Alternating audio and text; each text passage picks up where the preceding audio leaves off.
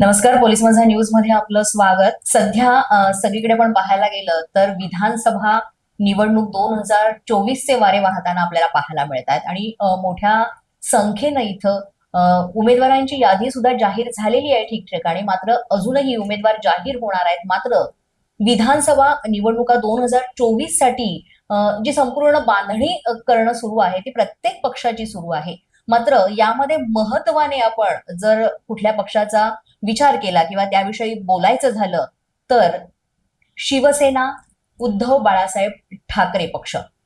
अतिशय म्हणूया आपण या गेल्या काही दिवसांमध्ये वेगवेगळी चित्र आपल्याला पाहायला मिळाली. मात्र जे भक्कम नेतृत्व आपल्याला पाहायला मिळालं किंवा भक्कम पक्ष हा कुठला समोर आला असेल तर तो म्हणजे शिवसेना, उद्धव बाळासाहेब ठाकरे पक्ष.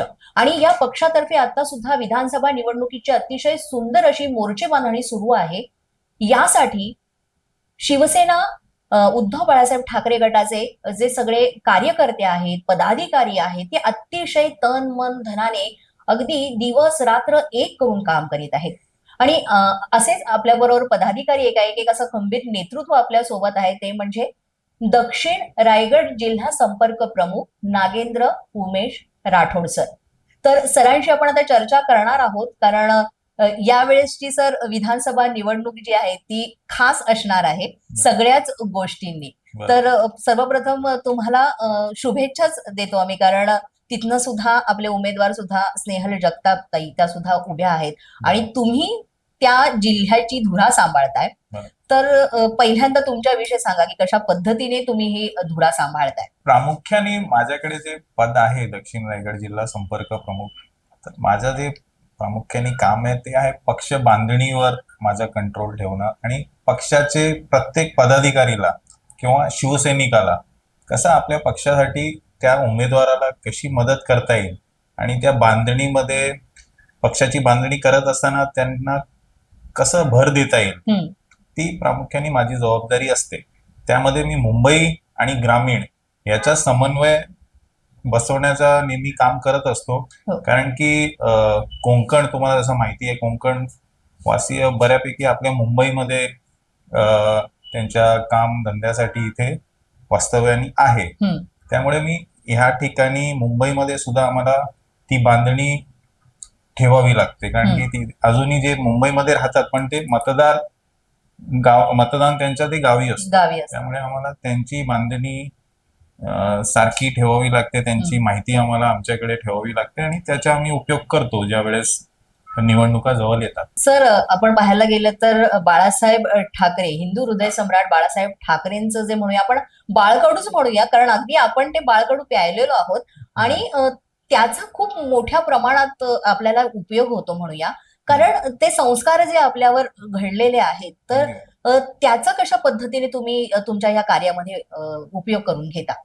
नाही, तुम्ही अगदी बरोबर बोलले, बाटकडू आम्ही प्यारच आहोत आणि बाळासाहेबांनी जे आम्हाला बांधणी करणं किंवा शिवसेनेमध्ये काम करत असताना ते जे काही शिकवलंय ते अगदी ग्राउंड लेवल पासून आम्ही आमची बांधणी करतो. माझ्याकडे जवळजवळ तुम्हाला उदाहरणासाठी तुम्हाला सांगतो, आमच्याकडे 750च्या वरती गाव संपर्क प्रमुख आहेत. त्याशिवाय विभाग संपर्क प्रमुख, त्यानंतर विधानसभा संपर्क प्रमुख आणि मग सहसंपर्क प्रमुख, त्यात पण महिला, युवा सेना आणि बाकी संलग्न संघटना आहेत. सगळ्यांचे पदांवर आम्ही त्या नियुक्त्या करत असतो, त्या त्या ठिकाणी लोकांना संधी देत असतो आणि त्याच्याने आमचा पक्ष बळकट होत जातो आणि त्यातनं ताकद आपल्या पक्षाची अगदी बाकी जे पक्ष आहेत किंवा त्यांची जी पद्धत आहे काम करायची त्यात खूप मोठा फरक असतो. अच्छा, असं आहे. त्यामुळे आमच्या पक्ष त्याचं तो कारण आहे की एवढी मोठी फूट पडल्याने पण आमच्या पक्षाला काहीच फरक पडत नाही. काही वर्षांमध्ये जी स्थित्यंतर पाहायला मिळालेली आहेत शिवसेनेमध्ये,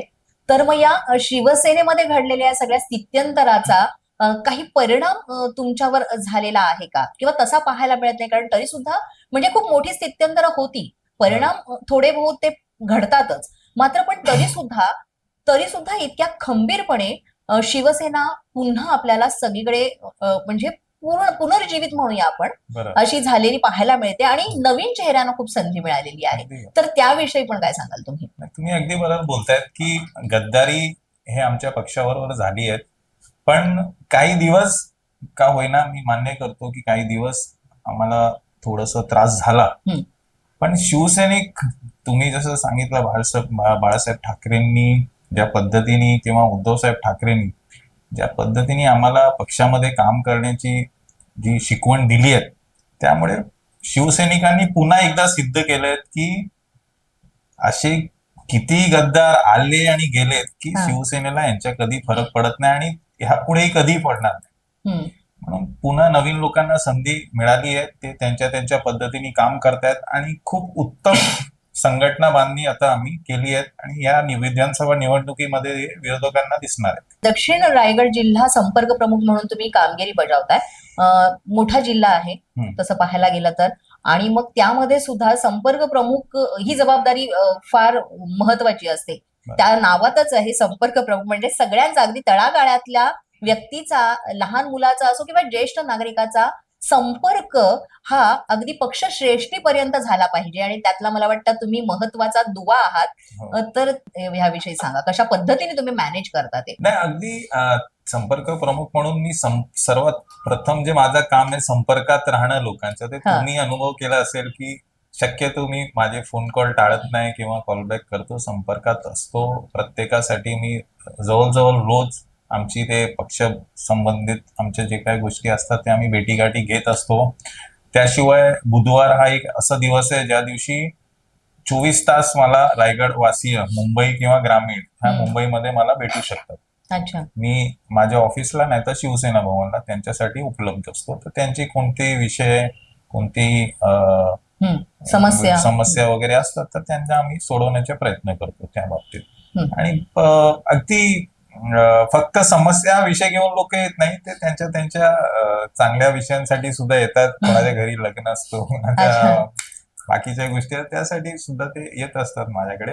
आम्हाला एक कुटुंब म्हणून आम्ही या पक्षात आमच्या काम करत असतो, त्यामुळे खूप आनंदी आहे मी. असं आहे. सर, ते चेहऱ्यावरच झळकतं, कारण जेव्हा आपण संपर्कात असतो आणि म्हणतात ना की एक म्हणजे पर्सेंटेज असतात की आपण लोकांशी कसं कम्युनिकेट करतोय, कसा संपर्क साधतोय, त्यानुसार आपल्याला त्यांच्याकडनं रिटर्न्स मिळत असतात. तर मला वाटतं तुमच्या व्यक्तिमत्वाकडे पाहिल्यानंतर तुम्हाला खूप सारा सकारात्मक जो इम्पॅक्ट आहे तो नक्कीच मिळत असेल, कारण अतिशय हसरं असं तुमचं व्यक्तिमत्व आहे.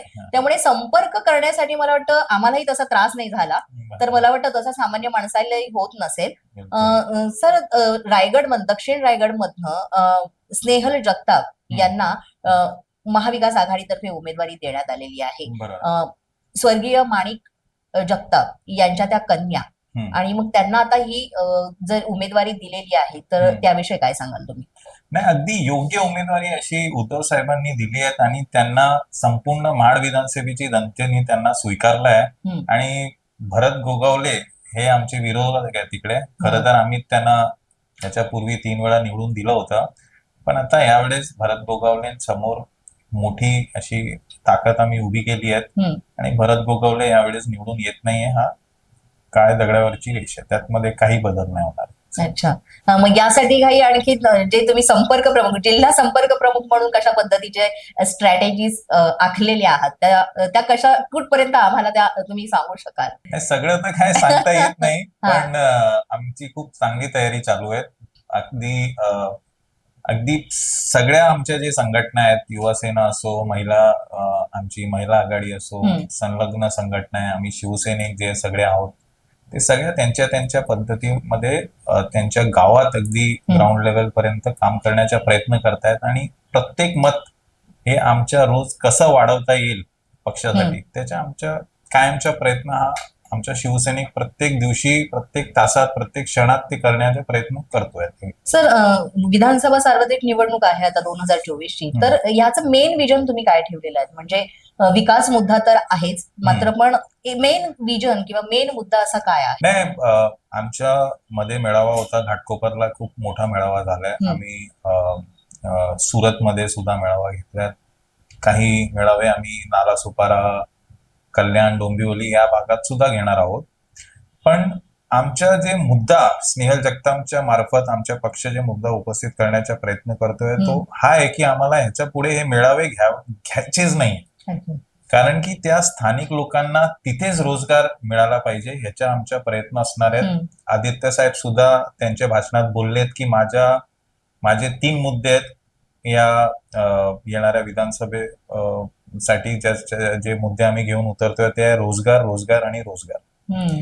तर रोजगार उत्पन्न करण्यासाठी आम्ही लागेल ते प्रयत्न करणार आहोत.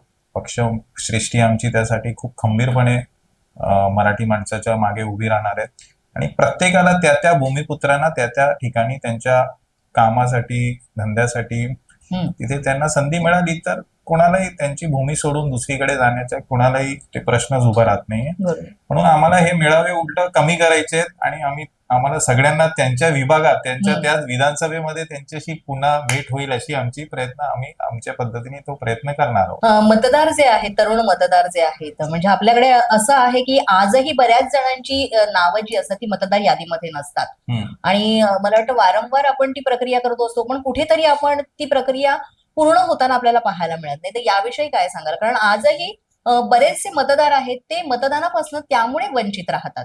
तर मग यासाठी कशा पद्धतीने कार्य? बघा ह्याच्या मागे थोड्या प्रमाणात राजकीय लोक सुद्धा ह्याचे जिम्मेदार आहात कारण की ते त्यांचे गणित बसवत असतात की जे सत्ताधारी पक्ष असतो तो प्रयत्न करत असतो की काही भागांमध्ये त्यांचे मतदार वाढले नाही पाहिजे कारण की ते कदाचित त्यांच्या विरोधात मतदान जाईल. पण हे देशाच्या किंवा राज्याच्या भविष्यासाठी हे काही चांगली गोष्ट नाहीच. आपल्याला युवकांना जे आपले प्रथम मतदार आहेत ते पहिल्यांदा मतदान करणार आहेत अशा लोकांना संधी दिली पाहिजे आणि त्याच्यानीच एक खरा आणि चांगला माणूस आपलं नेतृत्व करू शकणार आणि त्याच्यानीच बदल घडू शकते त्या विभागाची. अदरवाईज कसं आहे तुम्ही गुंड, चीटर अशा प्रकारच्या लोकांना जर काय तुम्ही निवडून देत असणार तर मग त्या भागाच्या भविष्य मला वाटत नाही की कधीच घडणार आहे. आता या विधानसभेच्या ज्या निवडणुकीसाठी तुम्ही एकूणच मतदार आहेत किंवा मग तुमचे दक्षिण रायगड जिल्ह्यामधले जे काही सगळे मतदार आहेत, तर शिवसेनेचा मतदार जो आहे, शिवसेना उद्धव बाळासाहेब ठाकरे गटाचा पक्षाचा जो काही खराखुरा मतदार आहे, तर त्यांच्यासाठी तुम्ही काय आवाहन कराल? शिवसेनेसाठी, कोकणवासियांसाठी बघा शिवसेना हे काय नवीन विषय नाहीच. कोकणवासीय नेहमी शिवसेना आणि ठाकरे कुटुंब यांच्या मागे नेहमी खंबीर उभे राहिले आहेत.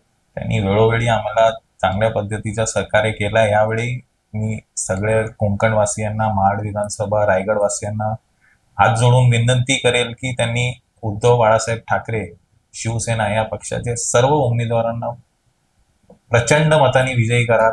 तुम्ही आमच्या पाठीशी उभे राहाल ह्याच्या मी तेवढा तरी तुम्हाला विनंती करेल.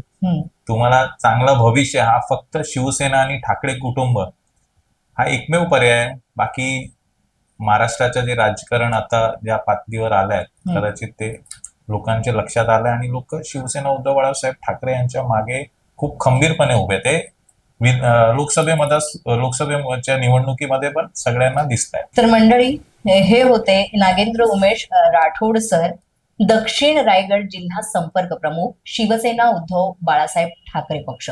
आणि मला वाटतं विधानसभा निवडणूक 2024 साठीची जी रणनीती आहे ती आखण्याचं काम सध्या राठोड सर खूप जोरात करतायत आणि मला वाटतं त्या कोणी सांगूही नाही, कारण त्यालाच म्हणूनच रणनीती म्हटली जाते.